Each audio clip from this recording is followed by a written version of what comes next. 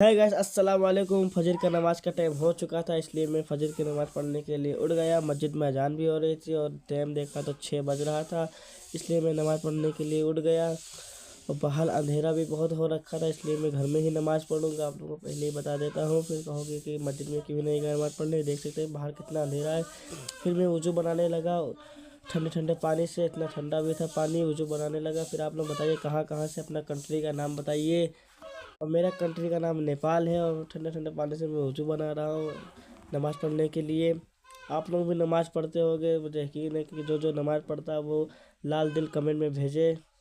और मेरा वज़ू बन चुका है, इसलिए मैं जा रहा हूँ अब टोपी वोपी लेने। टोपी पहन के फिर मैं चलने लगा घर की ओर, क्योंकि पहले भी आपको बताया था कि मस्जिद बहुत दूर है, अंधेरा भी है, इसलिए मैं घर में ही नमाज़ पढ़ूँगा। फिर मैं जाने लगता हूँ जा नमाज़ के लिए। जा नमाज़ उठाता हूँ, फिर जा नमाज़ बिछाता हूँ।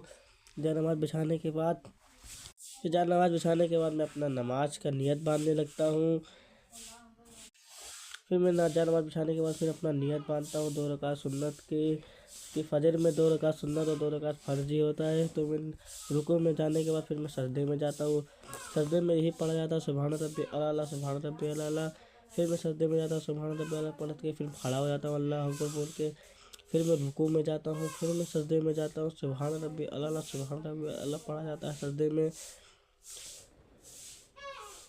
सुबहान रब्बियल आला फिर मैंने पढ़ा, फिर मैं बैठ गया। फिर मैंने सजदे का उंगली उठाया, फिर मैंने सलाम फेरा, अस्सलाम रहमतुल्लाह सलाम रहमतुल्लाह। फिर मैंने आप लोगों के लिए, अपने लिए, सबके लिए दुआ मांगा कि अल्लाह सबको बख्श दे और मग़फ़िरत की दुआ मांगा सबके लिए। फिर मेरी दुआ ख़त्म होने के बाद मैं उठ गया नमाज़ ख़त्म करने के बाद।